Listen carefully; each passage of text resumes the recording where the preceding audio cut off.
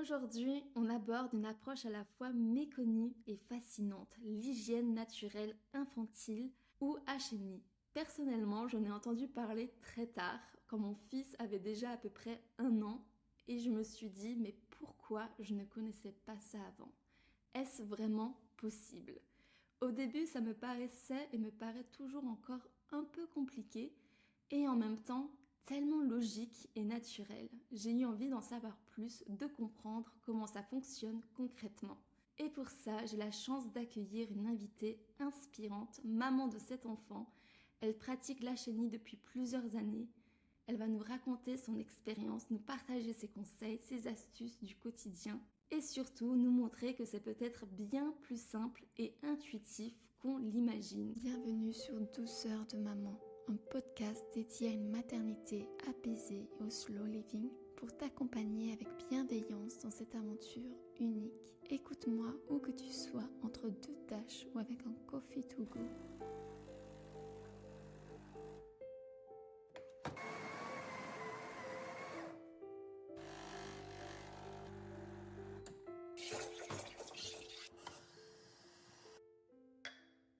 Merci beaucoup d'être là Isabelle, je suis ravie de t'avoir avec moi pour cet échange.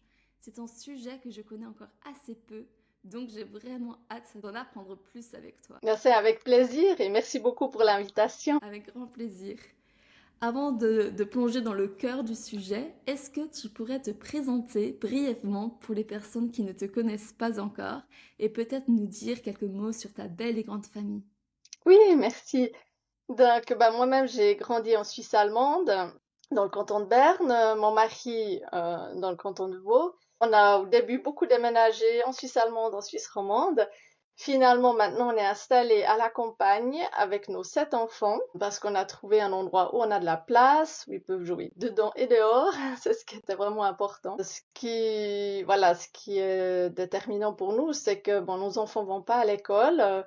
On a fait l'instruction en famille. Moi, dès qu'on s'est marié, je me suis mis à mon compte, donc j'ai travaillé toujours depuis la maison pour être là avec les enfants. Mon mari s'est mis aussi indépendant il y a 11 ans. Voilà, c'est un peu ce qui nous caractérise, qu'on a choisi toujours un chemin assez hors norme, on va dire, pour aujourd'hui, pour notre époque, de liberté, on va dire. Bien, waouh, je suis impressionnée. Déjà 7 enfants, c'est magnifique et ça force l'admiration. Et en plus, du coup, tu fais école à la maison et voilà, tu travailles en tant qu'indépendante. Waouh, je suis impressionnée. Et quelle belle tribu, 7 enfants. Trop Oui, bien. oui, c'est un cadeau. Ouais, vraiment. Et depuis quand tu pratiques la chenille? J'en ai entendu la première fois quand notre aîné avait pas tout à fait 1 an et par ma sœur. Alors on a commencé là, elle avait 11 mois. Alors normalement c'est plutôt tard de commencer à cet âge-là, mais voilà, on pourra en reparler s'il n'y a pas de problème. On peut commencer à n'importe quel moment. Et depuis là, ça fera 17 ans qu'on le pratique puisque l'aînée elle va avoir 18 ans. Et après, avec les autres, on a fait dès la naissance, quoi, depuis toujours. J'ai appris à connaître cela par le biais de ma sœur, qui à l'époque avait eu son deuxième et qui avait des coliques à 3 mois, des coliques importantes. Et elle a fait des recherches. Il y a 17 ans, il n'y avait pas beaucoup d'informations, donc elle a fait des recherches et elle a lu qu'il pouvait avoir un lien. Et là, son aîné avait 2 ans, le petit avait 3 mois. Alors, elle a enlevé les couches à ses enfants et vraiment du jour au lendemain, le petit, il avait pratiquement plus de coliques. Waouh. Et là, après, elle m'en a parlé. D'abord, j'ai pas très bien compris le principe. J'étais assez critique parce qu'elle me disait, oui, c'est une méthode des États-Unis. Ils mettent les bébés sur le pot. Et puis, je me disais, mais c'est quoi ça? On veut être les premiers en tout, on veut sauter les étapes. J'avais pas compris le principe. Après voilà, j'étais déjà curieuse quand même et je voulais savoir plus. J'ai réalisé qu'effectivement, ma fille, elle communiquait ses besoins d'éliminer et que, au lieu de les ignorer, je pouvais aussi y répondre. Fascinant. Et c'est une vraie expérience de terrain finalement, sans que tu connais cette approche dans les moindres détails. En plus, la chenille reste encore très peu connue aujourd'hui. Donc il y a 17 ans, c'était certainement encore plus marginal ou encore ouais, moins connu. Et je savais pas du tout qu'il pouvait avoir un lien avec les coliques. Je suis vraiment étonnée. Je pense qu'on va encore en discuter un peu plus tard, quand on mentionnera les bienfaits du coup de cette pratique. Du coup, ma prochaine question, c'était comment tu as découvert cette pratique pour la première fois, mais tu y as répondu, donc c'était par le biais de ta sœur. En tout cas, je trouve ça dingue, enfin, que tu sois vraiment allé au bout de ta curiosité, parce que beaucoup s'arrêtent à la première impression en pensant, ah, c'est trop compliqué, comme moi, à vrai dire, parce que j'en avais entendu parler quand mon fils avait quoi? Aussi 10, 11 mois, voire un an, je sais plus exactement dans un épisode de podcast anglophone. J'étais tombée sur ce sujet un peu au hasard. Ça m'avait motivée sur le coup. Et c'est vrai que j'ai quand même une petite routine depuis, mais j'ai pas énormément fait non plus. Donc j'avais pas mal de questions ouvertes et au lieu de me renseigner davantage, je m'étais convaincue par mes excuses. C'est trop tard maintenant, il a déjà un an. Tu aurais dû commencer avant. Tu aurais dû Oui, oui, oui, commencer beaucoup plus oui. tôt. Oui. Pour celles et ceux qui n'en ont jamais entendu parler, est-ce que tu peux nous définir la chenille en quelques mots? Voilà, donc c'est vraiment écouter et réagir aux besoins d'élimination du bébé, on va dire de l'enfant qui n'est pas encore autonome, et l'accompagner là-dedans, comme on le fait naturellement aussi pour le nourrir, pour l'habiller, pour tous les autres besoins qu'il a, d'être porté. C'est un besoin comme les autres, mais que malheureusement, aujourd'hui, un peu méconnu, où on n'a plus l'habitude d'y répondre, ou en tout cas pas de la manière Mhm. qui satisfait son besoin de propreté. En fait, on va dire plutôt un besoin de propreté que l'enfant. Et c'est comme l'enfant voilà, qui a faim, mais qui n'est pas encore capable de se nourrir lui-même. Eh ben, l'enfant a un besoin de propreté, mais il n'est pas capable de se garder propre lui-même. Finalement, c'est la même chose. Quelle belle définition, merci. Et ce qui me fascine en fait le plus avec cette méthode, c'est cette idée en fait de communication profonde entre la maman et son bébé. Être vraiment genre à l'écoute de ces signaux, qu'ils soient corporels, sonores ou même intuitifs. Je trouve ça à la fois beau et puissant en fait, ouais, cette communication. Parce que si on dit aux parents, ben voilà, ils attendent un bébé, et quand il aura faim, vous lui donnerez à manger, quand il a froid, on va l'habiller. Mais comment on sait qu'il a faim ou qu'il a froid? Il sait pas parler, mais c'est intuitif. Très vite, on apprend à lire les signes de la faim qui sont pas les mêmes que les signes de douleur, par exemple, quand ils ont mal. Alors des fois c'est plus facile, des fois c'est plus difficile, mais très vite on découvre l'enfant. C'est vrai que j'étais enceinte de ma première. Moi-même, je me posais cette question, mais comment savoir si je veux l'allaiter à la demande? Quand est-ce qu'elle a faim? Et après, une fois le bébé était là, et la question ne se posait plus. C'était même, je me disais, mais comment j'ai pu me poser cette question? Et finalement, une fois qu'on a commencé la chenille, qu'on commence à être attentif à ce besoin de propreté et d'élimination, on peut plus revenir en arrière. C'est pareil, on se dit, mais comment je pouvais pas remarquer ces signes avant? Comment j'ai pu ignorer cela? Il n'y a plus de retour possible finalement. Et avant d'aller plus loin dans le comment, est-ce que tu pourrais nous expliquer les principaux bénéfices que tu as observés avec cette méthode? Tu en as déjà mentionné un avec les Mhm, mhm, coliques. mhm, mhm. Alors il y a surtout les bienfaits pour le bébé dans le fait de justement répondre à ce besoin d'être propre. Comme on dit, les animaux ils veulent pas souiller leur nid, mais les bébés c'est pareil, ils ont pas envie de porter leur toilette sur eux. Dans ce sens-là, c'est pas du tout hygiénique au niveau de la santé, toutes les bactéries, le climat chaud. C'est surtout pas bien aussi pour les garçons. Et là, il y a même des études qui montrent par rapport à la fertilité, parce que c'est une augmentation de la température, donc ça peut même à long terme être important à long terme. Et là, il y a toujours les problèmes d'érythème fessier, les rougeurs, les irritations. Alors, il n'y a pas tout le monde qui a ça avec son bébé, mais ça les diminue déjà le risque, peut-être aussi d'infection urinaire ou autre. Les garçons, surtout, se retiennent parce qu'ils ont besoin d'espace pour éliminer. Donc, ils se retiennent aussi justement pour les selles, mais là aussi les filles. Donc, ça peut leur créer des coliques, des constipations, parce qu'ils n'ont pas envie de se souiller, donc ils vont se retenir. Ça, c'est tout l'aspect aussi santé, bien-être du bébé. Et il a ces tensions, tout ce qui se passe, voilà, au niveau des intestins et de la vessie. Après, on peut aussi au niveau de la santé, dès qu'on commence à introduire des aliments, s'il y a des intolérances ou si l'enfant est malade, on va avoir un retour beaucoup plus rapide. S'il y a une diarrhée, s'il y a un changement dans la consistance, on a vraiment un retour direct parce qu'on a un suivi. Et on est intéressé. Alors c'est un sujet un peu tabou aujourd'hui, hein, tout ce qui sort de l'enfant, c'est quelque chose qu'on n'aime pas trop, qui nous dégoûte peut-être. Alors justement, on a envie de le cacher dans une couche, quand vite on la ferme et on la jette. Mais de savoir, quand l'enfant est malade, ce qui était le cas là il y a quelques semaines avec mon petit, il avait une diarrhée et tout, et il avait de la fièvre, donc avoir le contrôle, est-ce qu'il est en train de se déshydrater ou pas, combien de fois il a éliminé dans la journée, c'est souvent la première question que le pédiatre va même vous poser, et puis vous ne pourriez même pas y répondre. Donc voilà, ça c'est tout ce qui est côté santé.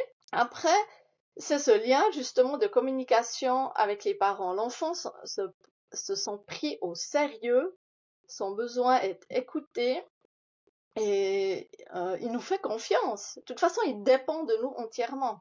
Le nourrisson, il dépend de nous entièrement et là, ça va renforcer le lien et il va être plus sûr de lui-même. Nous, les parents, on se sent compétents et ça donne un lien de confiance, quoi. C'est au niveau de la relation. Et après, il y a tous ces bienfaits secondaires ou primaires selon les critères qu'on a. Au niveau, c'est beaucoup plus économique. Donc, au niveau budget, nous, c'était pas négligeable. Des milliers de francs vraiment économisés. Aussi au niveau des déchets aussi. Au début, on habitait en montagne, on n'avait pas d'accès route. Donc, amener des couches jetables pour après les rééliminer, les porter et tout, voilà, ça n'avait pas de sens, ça faisait pas de sens. Donc, pour la première, on a utilisé des couches lavables, principalement des couches lavables. Ça, c'était les aspects plutôt écologiques, économiques. Et après, ça se montre dans la vie du quotidien. J'ai pas tout le temps à courir, aller acheter des couches. Alors, bien sûr, il faudra penser à d'autres choses. Mais ça, c'est une routine à prendre, c'est différent, c'est une autre routine. Et ce qu'on voit, c'est qu'ils sont aussi propres plus tôt, autonomes plus tôt par rapport à tout ce qui est leur hygiène, quoi, justement passer aux toilettes et tout ça. Alors c'est toujours relatif, quand est-ce qu'on est propre, ça dépend des cultures, la définition du mot, mais on voit que dans notre pays, ou en occidental, les enfants sont propres de plus en plus tard et qu'il y a des professionnels, des thérapeutes qui tirent la sonnette d'alerte et ils disent ça devient problématique. Les enfants portent des couches à l'école, ils partent en colonie de vacances avec des couches pour la nuit et ça crée des problèmes aussi après au niveau psychologique ou comment on peut dire, oui, pour l'enfant. C'est des problèmes qui sont aussi un tabou qu'on n'en parle pas parce que c'est gênant, c'est quelque chose d'intime. Mais il y a les thérapeutes qui observent ça. Les dernières années, ça s'est aggravé. Que nos parents disent à 2 ans les enfants étaient propres, aujourd'hui c'est plus C'est plus ça. une évidence. C'est plus une évidence. Donc ça, c'est une approche qui va aussi faciliter ce soi-disant apprentissage de la propreté, que l'enfant en fait a déjà ses capacités. C'est nous qui devons l'apprendre. Tout à fait. Ouais. En tout cas, je suis impressionnée par tant de bénéfices. Et justement, c'était aussi une de mes prochaines questions.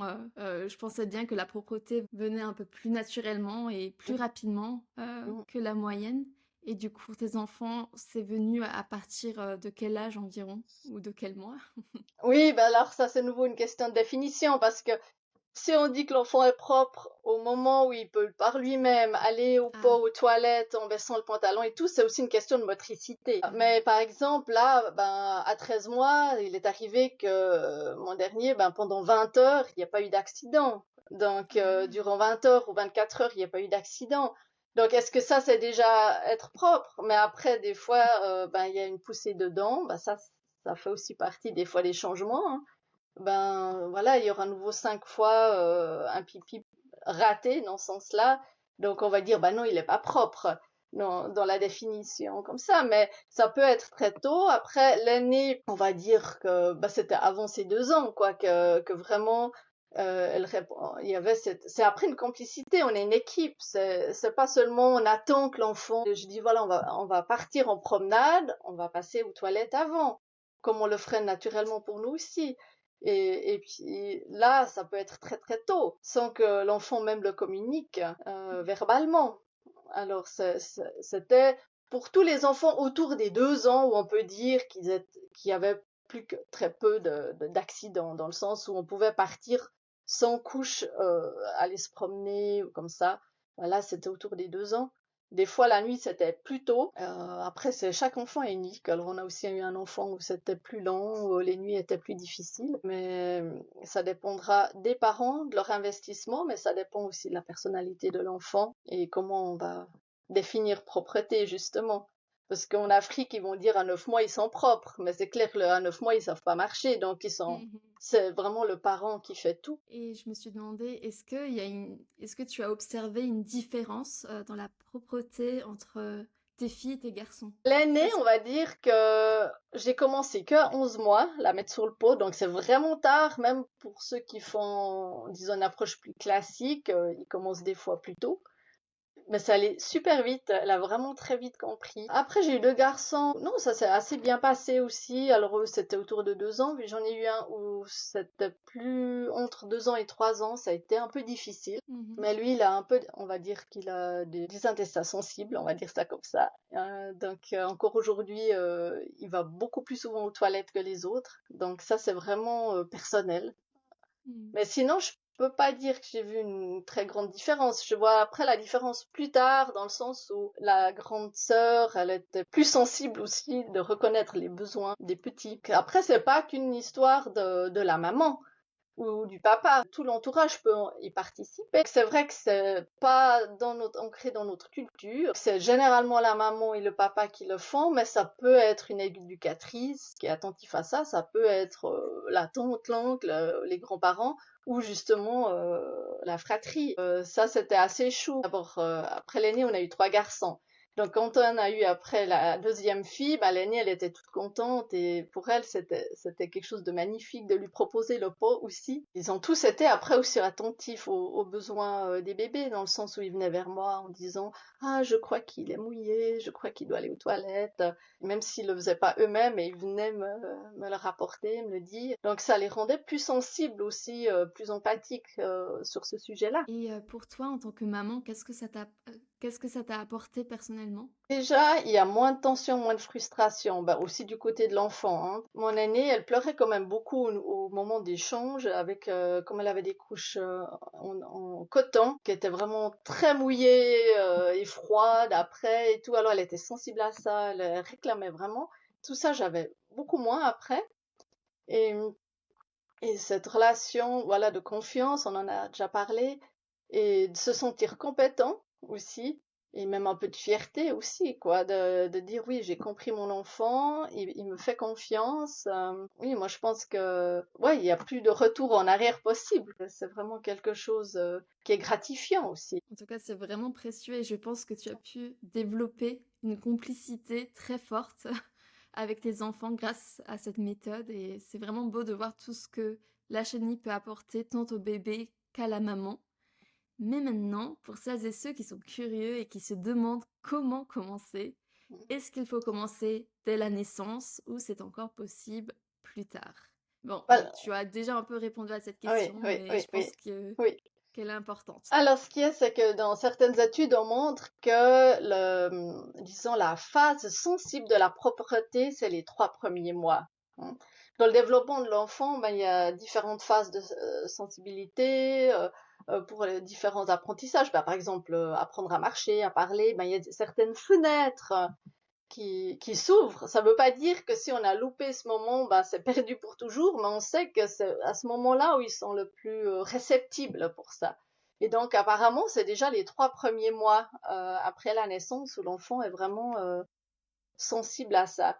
Donc, il va communiquer là vraiment le plus clairement. Son malaise quand il sent que sa vessie est pleine et qu'il aimerait bien la vider, mais pas se souiller. Et là, il y a 2 possibilités finalement. où ben, le parent répond à cet appel et l'enfant va continuer à communiquer ça. Ou on répond pas et l'enfant se dit, ben voilà, ce besoin n'a pas d'importance et au fait il va résigner. À un moment donné, il répondra plus. Et pas parce qu'il a plus besoin, mais voilà quoi. Après, on va l'habituer, au fait le conditionner à faire dans la couche. C'est Oui, pour vu qu'il ça n'y a pas que de communication de voilà, sens, ben, un moment, il va s'arrêter, voilà. en fait, de communiquer. Donc simplement que si on commence plus tard, disons après, bien sûr c'est progressif, c'est pas à 3 mois après c'est fini, mais plus tard on commence, alors l'approche elle va être différente parce que finalement il faudra déjà le déshabituer à ce qu'il a appris à cause de nous, on va dire. Il a appris à faire dans la couche, donc il faudra le déshabituer à faire ça. Et puis plus il est grand, plus ça passera par l'intellect. On doit lui expliquer, ben non, à partir de maintenant, j'aimerais que tu ailles sur le pot, etc. Donc quand ils ont 2 ans, 3 ans, si on commence qu'à ce moment-là, c'est clair que c'est toute une autre approche donc qui n'est plus cette approche fluide et naturelle. Des fois, quand c'est le premier, il y a tellement de nouvelles choses pour la maman ou pour les parents, justement l'allaitement, l'habiller, le porter, déjà comment le tenir. Donc ça semble être beaucoup de devoir s'occuper encore de ça. Alors certains commencent après 1 mois ou 2 mois, ou se laissent un peu plus de temps, ou s'ils en ont pris connaissance que plus tard, ben à 6 mois, 8 mois, ou comme moi aussi qu'à 11 mois. Mais effectivement, plus on commence tôt, je dirais plus c'est facile. Et j'ai même trouvé toujours que les 3 premiers mois étaient toujours le plus facile. Des fois, il y avait plus de réussite au début qu'après. Il y a pas beaucoup de besoins quand ils sont petits. Il y a vraiment que ça. C'est nourrir, éliminer, les câlins. Ils dorment presque 20 heures sur 24. Donc, sur ces 4 heures, il y a juste ces besoins fondamentaux qui doivent être couverts. Après, ils seront plus grands, ils ont envie de jouer, ils ont envie de bouger, et ça va être des fois plus difficile à déceler les moments, les besoins. Voilà. Et c'est pour ça que commencer tôt, je dirais, au moment où on est de toute façon complètement focalisé sur son bébé, c'est presque plus facile. On est moins distrait. Donc, là, simplement de commencer par observer déjà les signes ou observer ses besoins. Et puis il y a différents signes qui peuvent après nous montrer voilà, des signes, on va dire, qui sont classiques. Chaque enfant est nouveau unique, bien sûr. Et après, au lieu d'attendre que le bébé élimine dans sa couche, de lui proposer d'éliminer en dehors de sa couche. Alors il y a après différentes astuces de comment on peut le tenir, comment on peut faire. Et là, l'enfant, il va comprendre, j'ai la vessie pleine, je vais faire une grimace ou je pleure. On réagit, on me propose le pot, je peux relâcher et puis il va faire le lien. Et après, ce sera de plus en plus facile. Et il y a cette communication, elle va aller dans les deux sens. Ce qui est intéressant, c'est que pour beaucoup de gens, il n'y a aucun problème d'éduquer un chat ou un chien à être propre. Et il va le promener, il va remarquer quand il a besoin de faire. Personne n'aurait l'idée de mettre une couche à son chien ou à son chat. On le fait pour notre enfant, alors il communique aussi. C'est juste que là, les bébés ont une plus petite vessie, donc ils ont besoin de faire plus souvent qu'un grand chien. Ah, mais même quand on a un petit chiot, ceux qui ont eu des animaux, bon, ont dû passer par là aussi, en fait, de lui apprendre, dire voilà, ici, c'est l'endroit où tu peux faire. À l'enfant, on dit voilà, j'ai préparé un espace où toi tu peux éliminer librement et en toute sécurité. Voilà. Alors chaque famille va installer un lieu ou un coin où va avoir sa routine. Justement, tu as mentionné les signes, les signaux.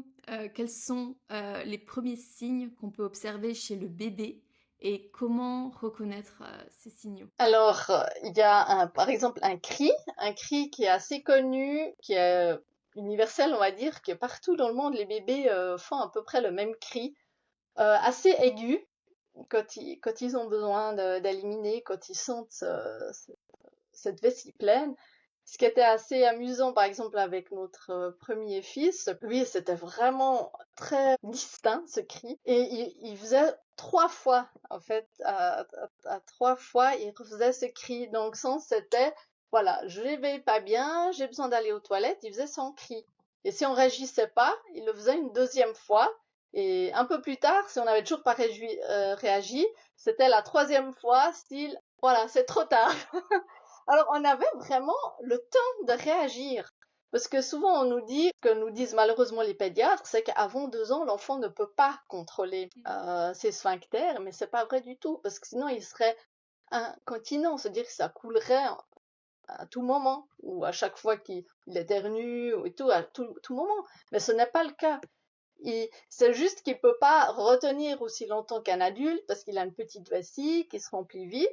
Et puis ça va se développer effectivement avec l'âge, mais c'est aussi une question d'entraînement. Et puis on va l'aider là-dedans. Donc là, c'était Claire qui se retenait et puis il me donnait un avertissement. Mais allez, viens, viens, avec un cri aigu. Mais ça peut être simplement une petite grimace qu'il peut faire. Ça peut être aussi le contraire où tout d'un coup ils sont tout concentrés, tout focalisés. Ils se bougent plus, il n'y a plus rien qui va. Puis je dis mais qu'est-ce qu'il a? Puis il se relâche, puis là tu dis ah voilà, c'était ça. Il y a plein de signes comme ça et une chose qui est importante, je trouve, à dire, qui était aussi dans les bienfaits, c'est que ça va faciliter l'allaitement, le portage et d'autres moments dans la journée où l'enfant est pas à l'aise parce qu'il a une vessie pleine. Parce que comment mettre un bébé au sein qui a déjà la vessie pleine? C'est comme si, voilà, on te sert un verre d'eau, puis dit, oh non, mais au fait, je dois aller aux toilettes, hein. Tu vas pas pouvoir boire. Donc, il va peut-être commencer parce qu'il a soif ou il a faim, mais à un moment donné, il va lâcher, puis il va reprendre, il va lâcher, il va reprendre. Alors ça, c'est un signe très clair. Il peut pas boire librement. Donc, on va lui proposer le pot. Il va pouvoir se libérer, il n'aura plus cette pression, et ensuite, il va vraiment bien pouvoir téter ou boire le biberon, mais je veux dire, vraiment s'alimenter, parce qu'on peut pas, quand on a la vessie pleine. Ou aussi, si on les noue dans une écharpe ou on les porte, alors, s'ils ont la vessie pleine, il y a une pression qui va être faite au moment où on les enveloppe, ou l'emmaillotage par exemple. Il y a plein de choses. Alors on me dit, oui, mon bébé n'aimait pas être porté, ou j'ai eu des difficultés avec l'allaitement, ou il pleurait beaucoup le bébé. Ben oui, si on respecte pas ce besoin d'élimination, il va toujours à sel au moment où je l'allaite. Oui, parce que le fait de téter, ça déclenche tout ce travail intestinal, ce que nous on remarque des fois le matin aussi, on se lève, on mange et tac, on a besoin d'aller aux toilettes. Donc tout ce qu'on a nous, on vit nous, ben le bébé il le vit aussi. Et ça, tous ces signes-là, il veut pas être mis dans la poussette ou dans le siège auto. Il va pousser avec les jambes, il va se faire tout raide. Voilà, alors ça, ce sera tous ces signes qu'il faudra apprendre à observer et remarquer. Et je pense que c'est la première étape, c'est ça, surtout si c'est le premier enfant avec lequel on pratique, c'est de voir ces petits signes, quoi, que souvent on n'arrive pas à interpréter. Dit ouais, mais qu'est-ce que t'as? Je croyais que t'avais faim et maintenant tu veux quand même pas téter, mais tu veux être porté, mais quand même pas porté. Ça c'est aussi un signe souvent. C'est qu'il vient vers toi, l'enfant, ou il fait comprendre, prends-moi dans mes bras, et quand tu le prends, il se repousse. Il veut quand même pas être vers toi. Je dis, mais tu veux être vers moi ou tu veux pas être vers moi? En fait, il veut aller aux toilettes avec toi.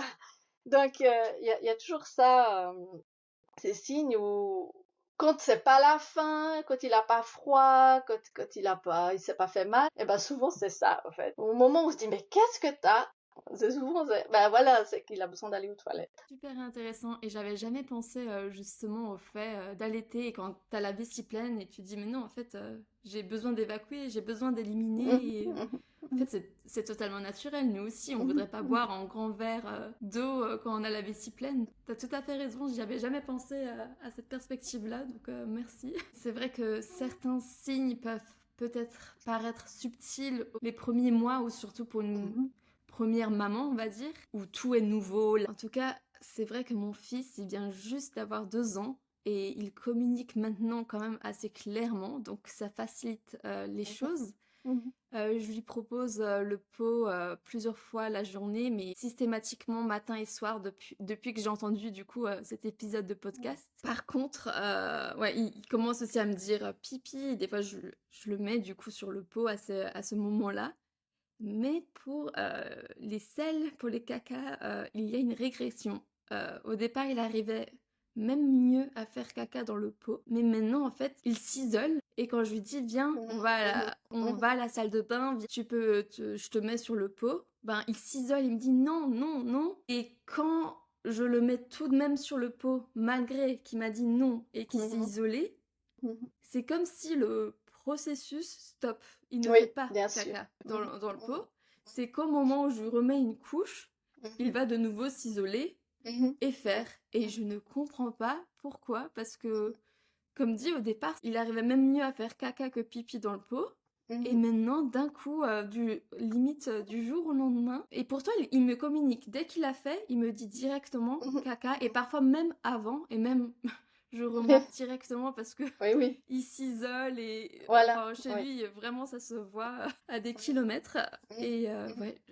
Est-ce que ça t'est déjà arrivé, ce genre de Ben comportement non, parce que justement, ils ont eu l'habitude depuis toujours d'y aller. Bon, j'ai eu un fils qui, à un moment donné, refusait d'aller sur le pot et même que je lui change la couche. Et c'est la Ah seule ouais. fois où vraiment on a eu des érythèmes fessiers ou des irritations Mhm.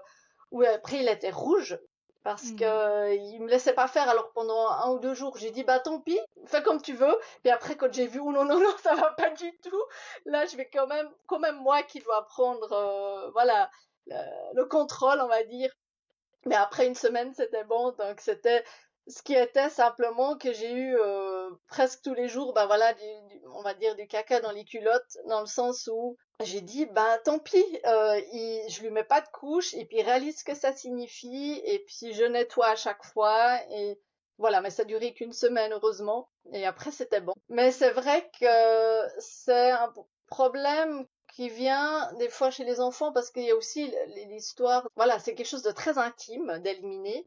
Et des fois, il y a un moment où ils aimeraient pas qu'il y ait quelqu'un qui voie, qui soit présent. C'est ma chose. Où ils peuvent avoir honte. Ça peut aussi être des fois une émotion de honte. C'est pour ça qu'on s'isole, on veut pas être vu. Alors ça, c'est toujours à voir au niveau du ce qui vit dans la famille. Donc il y a maintenant, il y a en Suisse depuis quelques années des conseillères en HNI exprès aussi qui ont été formés ben, pour toutes les phases d'âge d'enfants et les problèmes pour accompagner les familles pour voir parce que c'est clair si ça a toujours été un sujet un peu tabou dans la famille, quelque chose dont on parle pas, pipi caca, alors même que les parents ben ils disent ouais je me retire, ils vont aux toilettes et l'enfant il sait même pas ce qui se passe.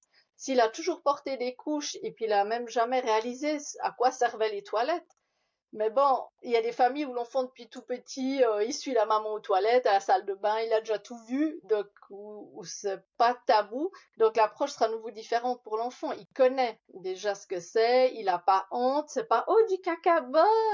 Donc oh t'as fait dans la culotte, oh alors l'enfant il se dit mais qu'est-ce que j'ai fait? J'ai fait une bêtise, donc je vais la cacher, je veux pas. Voilà, c'est tout au niveau de la communication où il faut vraiment être bienveillant. Il faut pas que tout ce qui est élimination soit vu comme quelque chose de un problème, quelque chose de grave où l'enfant a honte. Donc il y a tout ça. Après, au lieu de prendre l'enfant et de l'amener à un endroit, une astuce c'est toujours ben, d'amener le pot vers l'enfant. Hein. Alors ça c'est des fois aussi quand ils veulent pas être interrompus dans leur jeu, quand ils sont dans une phase maintenant ils découvrent le monde.